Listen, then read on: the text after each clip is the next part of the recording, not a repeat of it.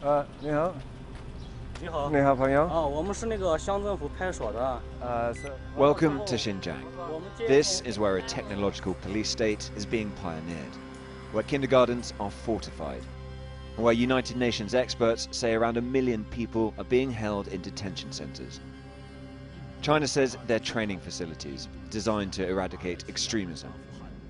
We came here with questions to find missing children. But the more time we spent here, the stranger and more unsettling things became.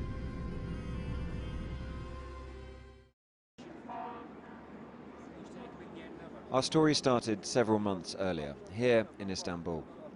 Some Uyghurs have made it out of China, and many have come here. Merzieh is 3 years old. She has never met her older brothers or sisters. Salamet tuğulu için men acılarını taşlap çıkışık mecbur oldum. Bizni ağrı etken Xitay hükümeti ağrı etti. Biz hem dinimizden ağrıdı, ailemizden ağrıdı. Dep akısı karşında düşündürme. Her mother, Kelbanor, is a Uyghur exile. She endured years of repression in Xinjiang. When she became pregnant with Merzieh, she decided to flee so that her daughter would be born outside China. She came here 3 years ago. Her husband was meant to follow with her other children. But he was arrested and sentenced to 10 years in prison for visiting a foreign country and for terrorism. She had no contact with her family all that time. Then one day last December, she finally saw a glimpse of the daughter she'd been separated from on Chinese social media. Not at home with her family, but apparently in a state-run institution. This is Aisha. She would now be 6 years old. Men ballarımnınki yana urtuk kallarımның kulu dep oylaytdım. O video çıkkandan keyin şu ballarımның Xitay hükümetinin eketkenligini, başka ballarımның yani başka şehirlerge götürgen okşaydı degan xiyol keldi. Kallamga başka hech qanday aloqa qilamadim undan keyin. Those who escaped Xinjiang have lived a long silence, cut off from their families. They thought their children were safe with relatives at least. But several Uyghurs told us they believe that when their family members were sent to detention centres, their children were put into state-run orphanages and so-called kindergartens. Abdurrahman's wife and mother-in-law returned to Xinjiang in August 2016. He stayed in Turkey to work to support them. They went with his daughter and his son, Abdulaziz.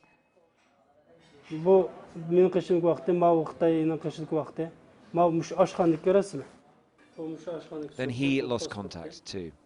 Keyin 2019 birinchi oyning 4-i balamni Xitoyning Davin deydigan bir nimasidan det oldim.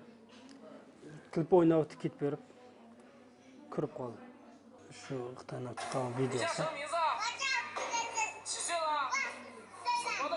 Balamni ko'rdim, lekin o'zimni tutib olaman. Ammo dadamga, opamga bunday jig'lab boqmagan.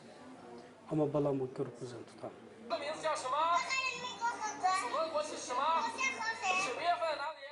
His son is answering in Mandarin rather than the Uyghur language his family speaks. Menimcha bo'lsa, menim balamda o'zimga qarshi bir nimada cho'ng qiluvchi ekatda Xitoy. Chunki bizni ota-onaga chidagan odam baloq chidamaydi. Baloq chidagan bo'lmaydi.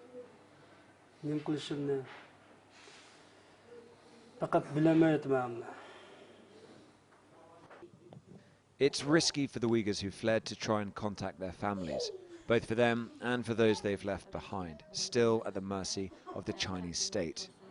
But at a loss, Kelbanor and Abdurrahman both asked me to look for their children. They cannot travel back to China for fear of being detained, but we could, and so we went into the heart of Xinjiang. As soon as we were out of the airport, we were followed by at least 4 cars, some with their number plates covered.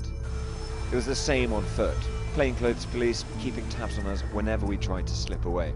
Xinjiang is a digital surveillance state, with cameras everywhere. Knives are registered to a person's national identity number and must be kept tied down. There are security checks everywhere, at petrol stations, at shopping centres. Traditional Islamic customs have been discouraged or banned. This sign forbids women to wear veils and men to grow beards. And previously busy mosques have gone quiet. We saw no worshippers here, nor heard any calls to prayer, even on a Friday.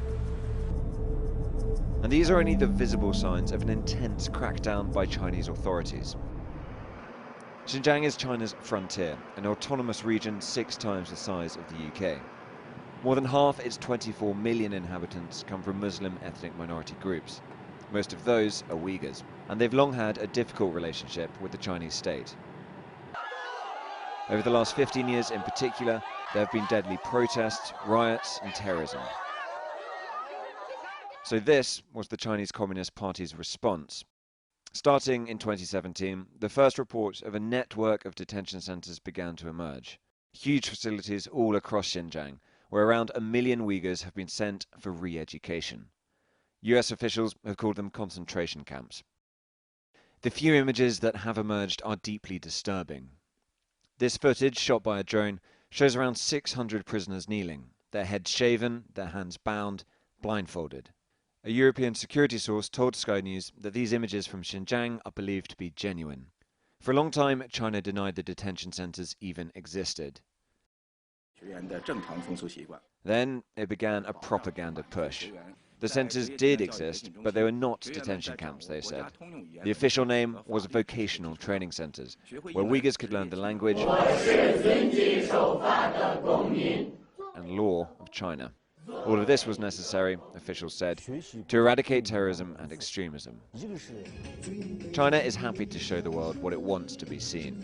It doesn't like the world looking for itself. We started looking for Aisha here in Hotan, a city of around 300,000 people in southwest Xinjiang. Aisha Abdurrahman. Her mother, Kelbanor, had been told Aisha was in this so-called kindergarten. But we couldn't be sure if she was still even in the same city. We'd come up with a list of 14 possible kindergartens where we thought she could be. One by one, we went through them. Many of the buildings looked normal, but others had barbed wire, fortified entrances, along with the ever-present CCTV cameras and armed guards. Police followed us all the time. Anyone we spoke to, even just asking directions, was questioned afterwards. Everyone told us they had never seen Aisha. The last kindergarten we visited said children were usually collected at 6:30, so we decided to wait and see if anyone came. No parents did, but we weren't expecting this. A truck and 3 diggers dispatched the kindergarten for sudden emergency roadworks. They will dig the road now because the water pipe underground is broken. Then they're just going to dig the road. Then they ask us leave now.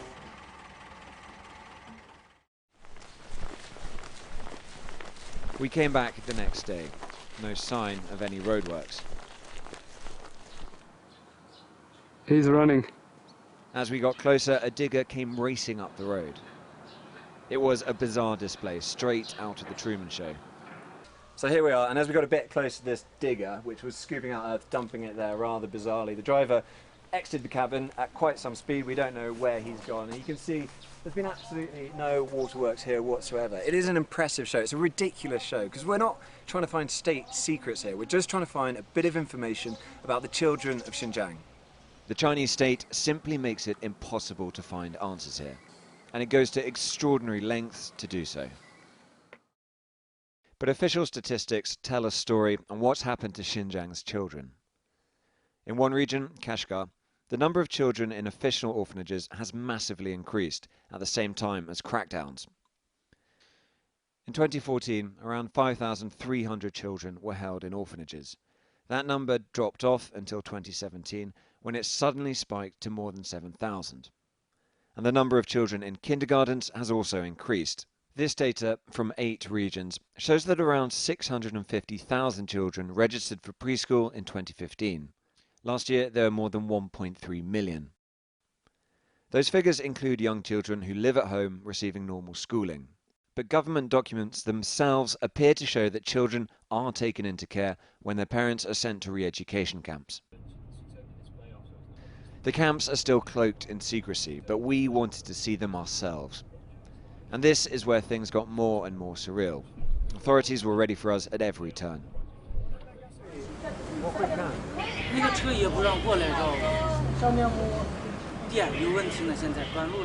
One camp was down this road.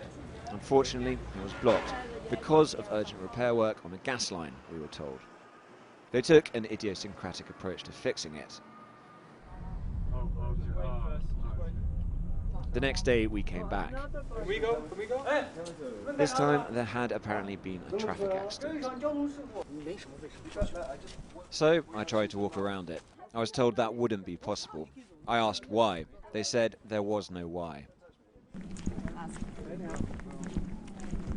It kept happening. Here we approached a different camp. They said the gas pipeline is broken, exploded. It's exploded. The workers are repairing.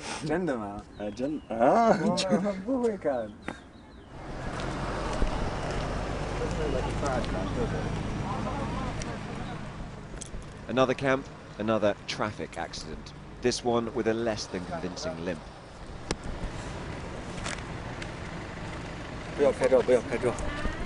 It didn't seem too serious, but the road was nonetheless closed. Then armed police arrived and they made us leave. But we didn't give up.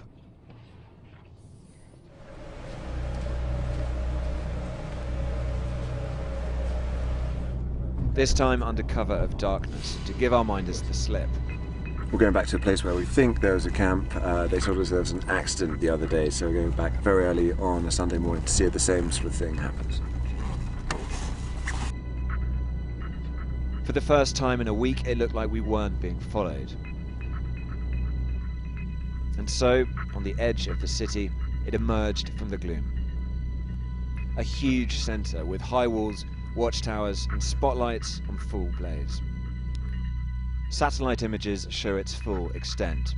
This area appears to be the detention centre with high walls and watchtowers. The complex on the left is apparently the re-education facility. The security is less strict, the building's more like dormitories. This sign reads, "Aim to maintain the stability and security of society."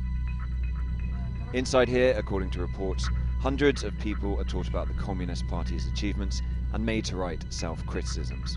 A program of indoctrination.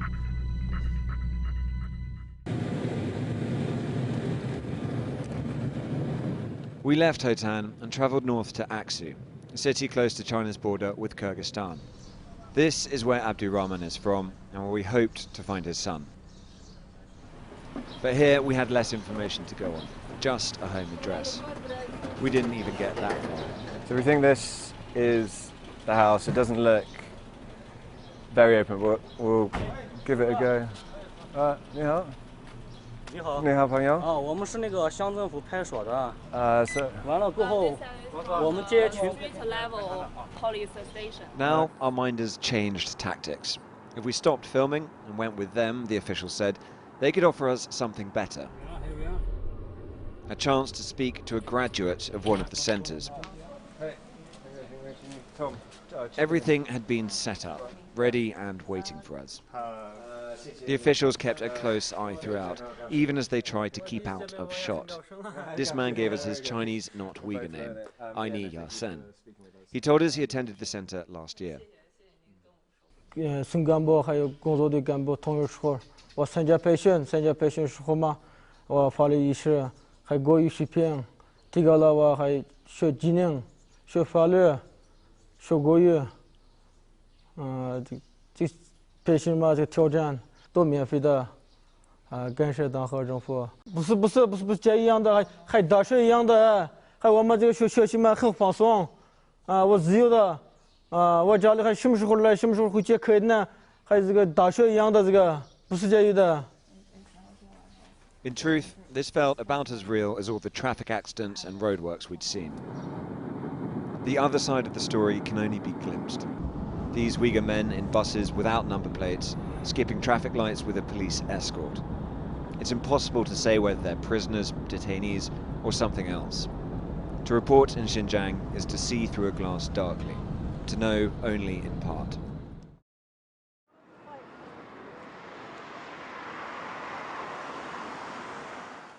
But in Turkey, those who've been inside camps and made it out give alternative accounts. The difference is night and day.